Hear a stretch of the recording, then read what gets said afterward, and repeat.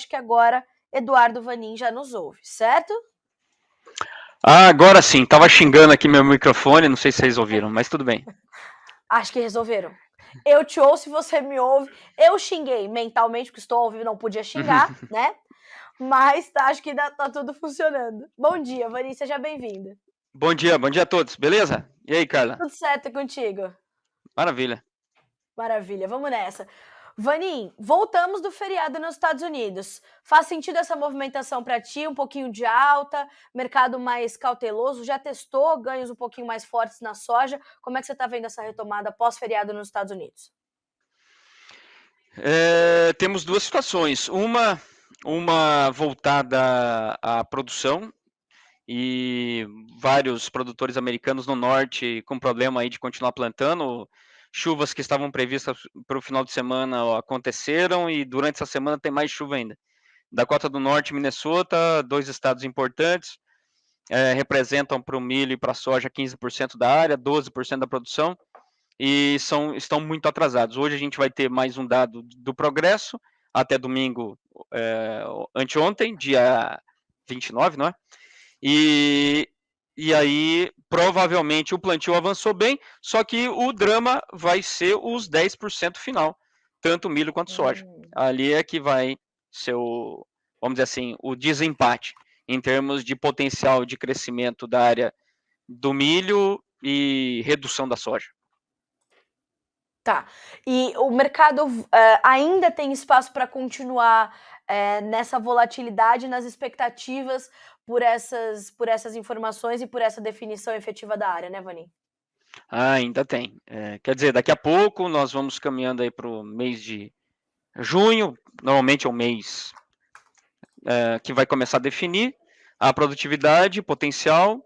Julho e agosto, daí nós vamos ter essa questão, se vamos ter os mapas que estão mostrando hoje, que são mapas de mais longo prazo, que mostram que o clima vai ser mais quente, e já tem meses que isso vem sendo mostrado, mas a dúvida é em relação às chuvas. Na semana passada, os modelos o modelo americano mostrava mais chuvas para junho e mais chuvas para julho.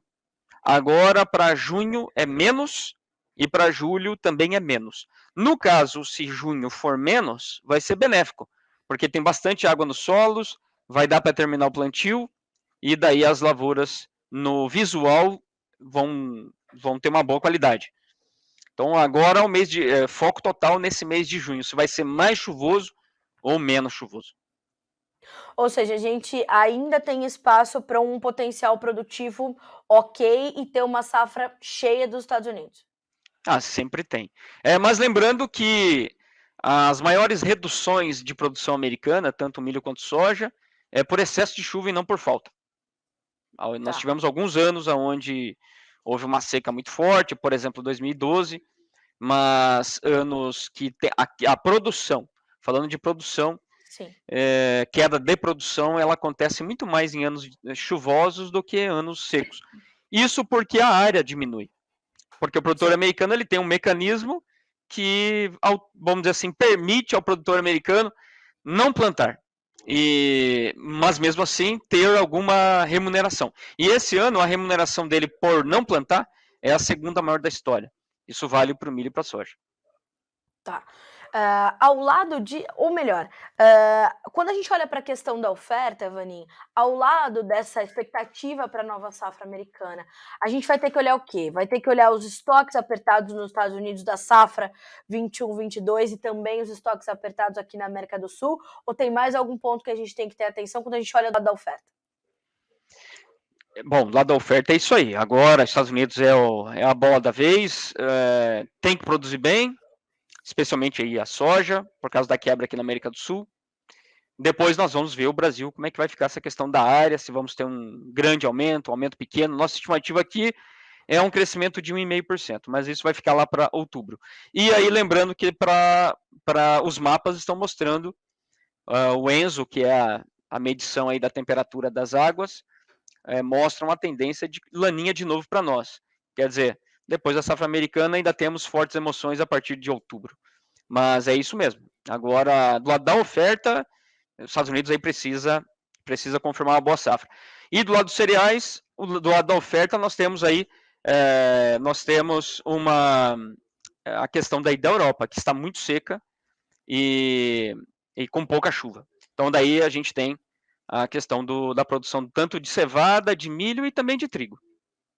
Agora, o trigo está me impressionando um pouquinho, né, nesses últimos dias, porque me parece que ele está bastante focado nessa questão ou nessa expectativa da possibilidade de termos aí as exportações da Ucrânia, mesmo que parcialmente retomadas, né? Mas ele ainda sente essa pressão e vem caindo meio que forte desde da última semana. É normal esse movimento para você, Vanin, ou porque subimos muito, né?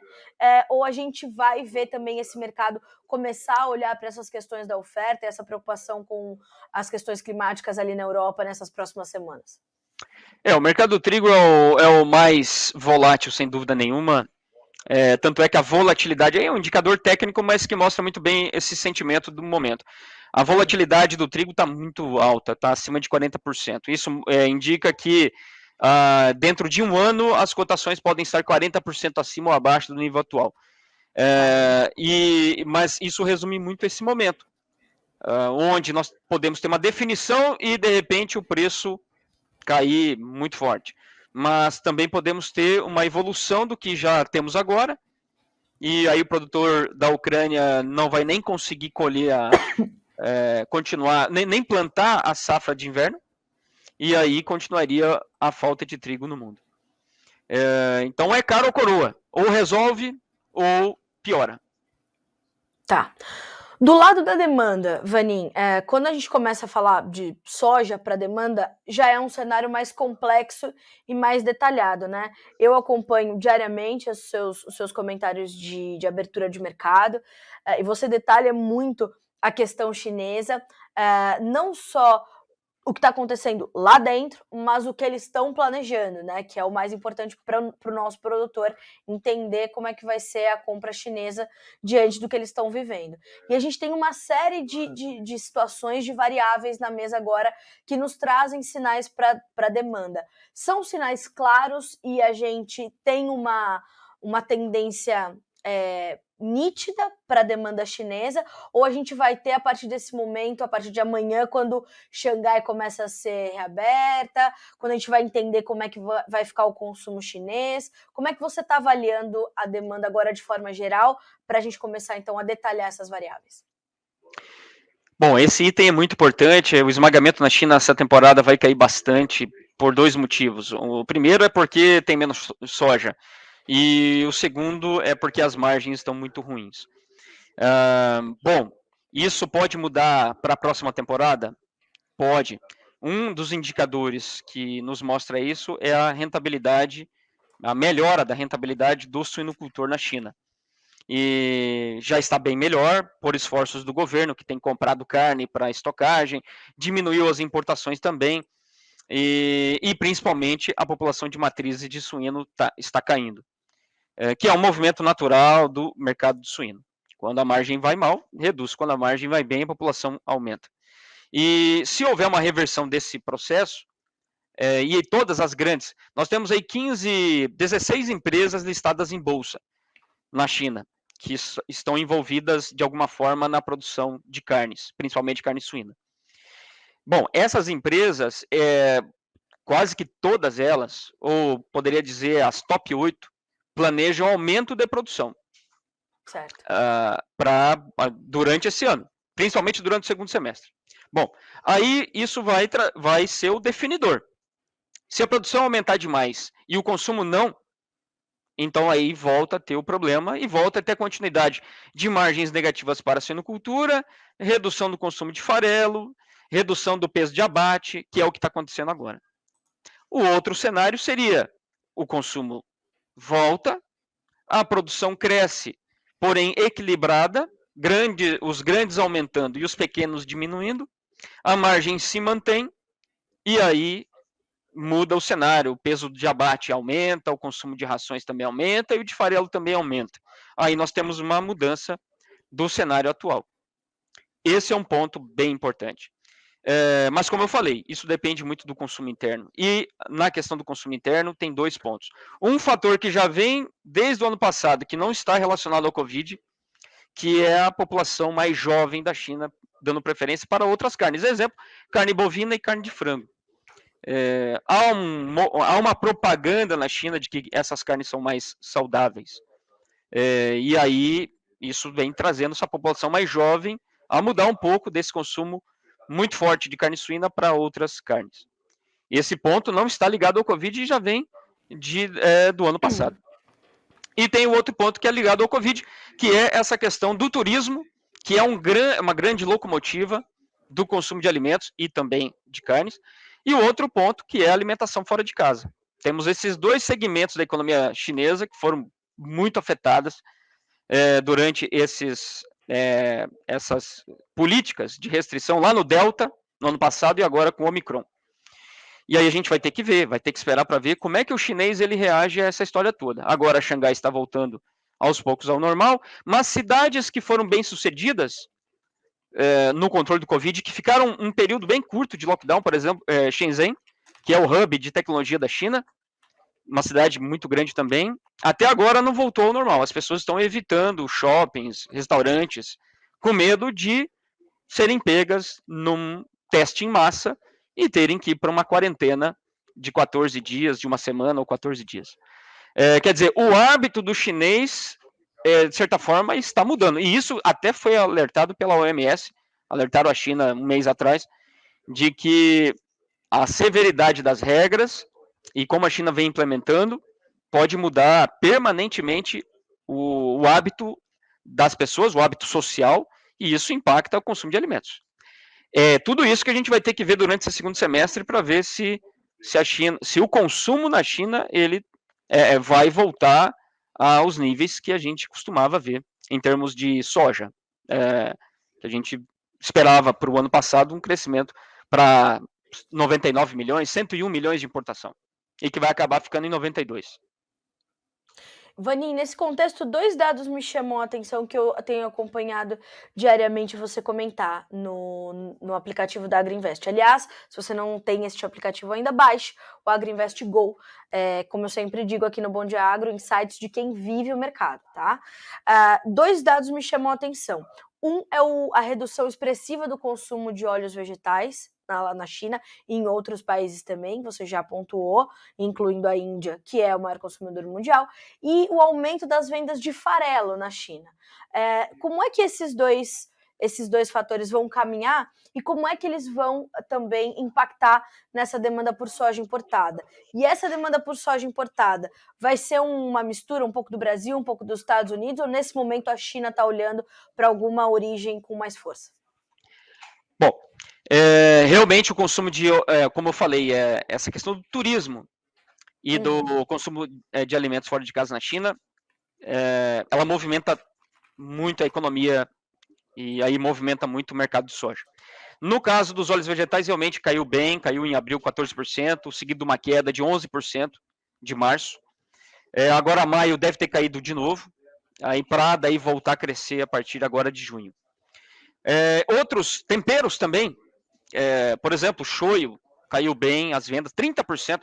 Uma empresa listada em bolsa, a Xia, ela é especializada na venda de temperos e um deles na culinária oriental, o shoyu, muito importante. Então veja que esse segmento ele é muito importante e ele acaba mexendo com todo o complexo da soja e aí impacta o Brasil também. Agora, falando de importação da China e das vendas de farelo, voltaram a crescer. Só que são vendas de farelo já para o ano que vem.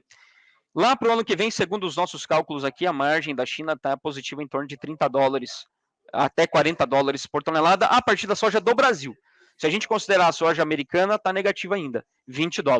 Isso considerando embarque fevereiro e março.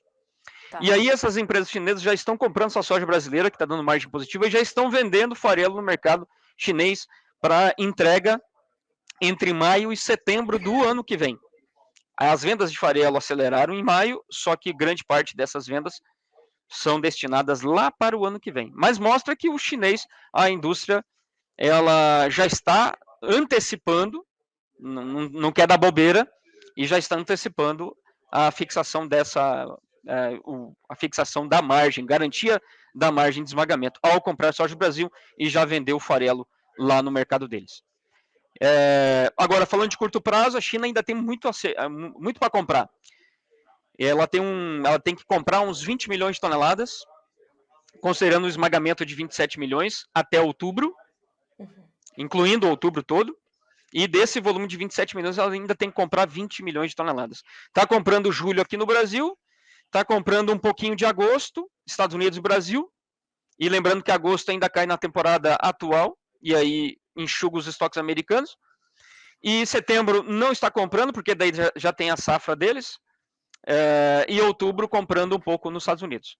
Então é um mix.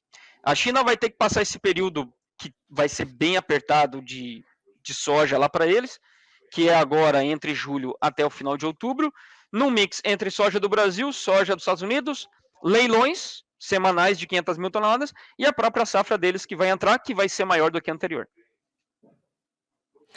Vanim, isso tudo nos dá um caminho para os preços da soja na Bolsa de Chicago, ou a gente ainda tem muitos fatores a serem definidos para entender uma tendência clara para os preços? Como é que você está avaliando tudo isso, chegando à formação dos preços até agora? Bom, o ponto é sempre estoque final. E aí, quando a gente fala de estoque final americano para a temporada essa, que acaba final de agosto, o USDA vai ter que cortar. Vai ter que cortar mais agressivamente, porque a exportação já é acima dos números projetados. E não é pouco. É 1,5 milhão acima já. E ainda nós temos 3 meses até o final. E o principal, desse volume, que já está comprometido, que é de 60 milhões já passou de 60, já tem 50 milhões embarcado. Quer dizer, esses 10 milhões, teoricamente, pode haver uma rolagem, se ele for todo embarcado, para a temporada nova, ou ele pode até ser cancelado. Mas, como está se embarcando rápido também, essa possibilidade de rolagem ou mesmo cancelamentos, ela é cada vez menor. E também a China não tem muitas outras alternativas para estar comprando soja para esse período, agosto, setembro e outubro. Então, tudo mostra que essas vendas de 60 milhões podem ser ainda maiores, pode chegar a 61, e provavelmente vai embarcar quase que todo esse volume. E aí os estoques americanos para a temporada essa que acaba final de agosto vai ficando cada vez menor e provavelmente vai ficar no menor nível desde 2013 e 2014. E um estoque menor de passagem agora é um estoque inicial para a próxima também menor. E a aposta do mercado é que a área de soja americana vai ser revisada para baixo. Quer dizer, a oferta total americana para a próxima temporada, ela com certeza vai ser menor.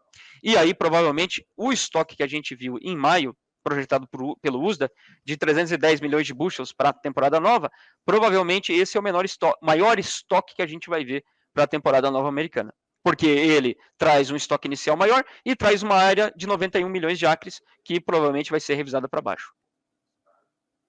E é interessante que quando a gente pensa numa safra, que seja uma safra cheia, na última estimativa do USDA de 126 milhões de toneladas, ela não é uma safra que traz certo alívio, né, Vanim? É uma safra regular, ou vai trazer ao mercado uma oferta que não vai ajudar a equilibrar essas relações de oferta e demanda, e isso também dá um sinal bastante claro para o mercado, né? Sim. Quer dizer, o 126 que você falou é o maior número que a gente vai ter. Exato. Isso salvo uma produtividade muito alta.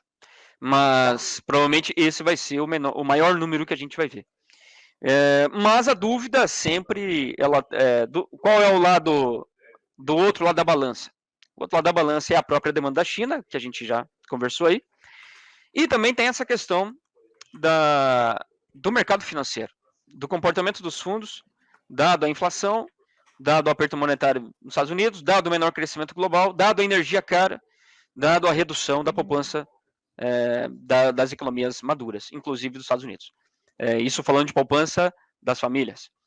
Quer dizer, tudo tem um lado do mercado que mostra que as commodities podem perder um pouco do brilho. E isso inclui os grãos, as commodities agrícolas.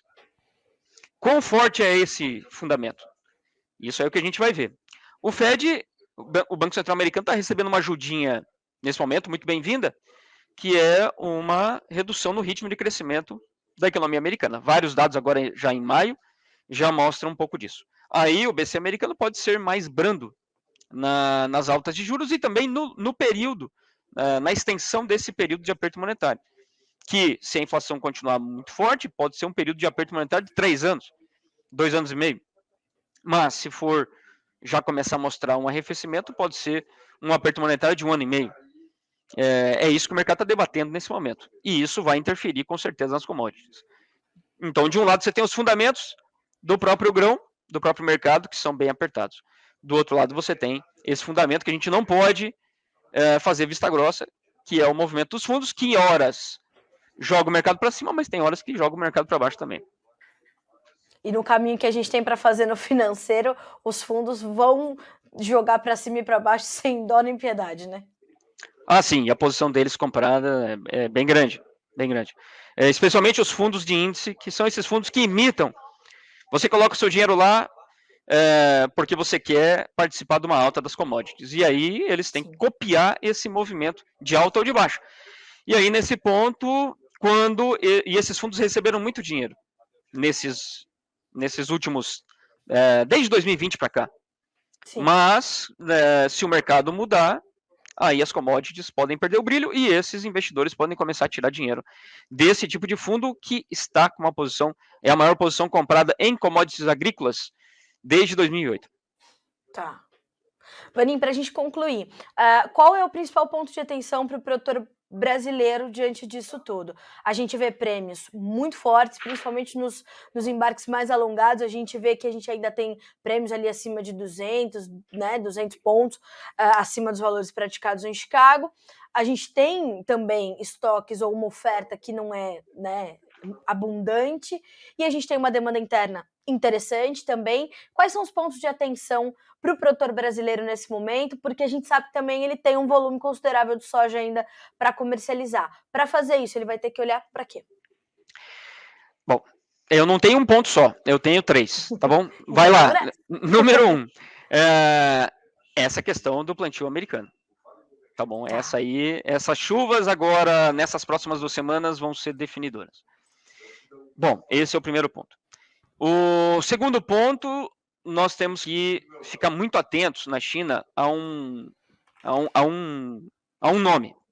Esse nome é o premier da China, que é o Li Keqiang. Ele é o responsável nesse momento, é o segundo no comando, depois do Xi Jinping. E existe um papo de racha dentro do governo, onde você tem o Xi Jinping 100% comprometido com a política zero Covid, o que é ruim para o mercado da soja, para o consumo e para o crescimento global. Porque se a China continuar com essas regras tão duras assim, não tem dúvida que a China vai crescer muito menos.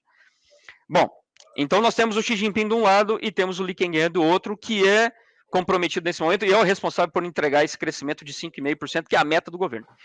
Se por um acaso esse camaradinha, o Li Keqiang, ele for removido dessa obrigação dele, então isso pode ser um sinal de que a China vai continuar comprometida com a sua política zero Covid.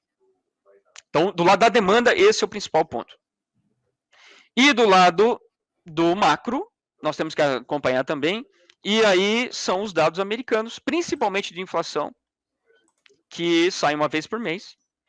Nós vamos ter, semana, se eu não me engano, daqui 2 semanas, esse número. A gente tem que prestar atenção para ver qual vai ser o ritmo que o Fed vai adotar nesse aperto monetário. Então, são 3 coisas que o produtor tem que ficar atento. Tá certo. Vanim, te agradeço muito por estar conosco aqui no Bom Dia Agro. É sempre bom ter o time da Agrinvest com a gente. Como eu sempre falo, acessem este blog inteligência.agrinvest.agr.br. Veja se eu sou fã, Eduardo Vanim.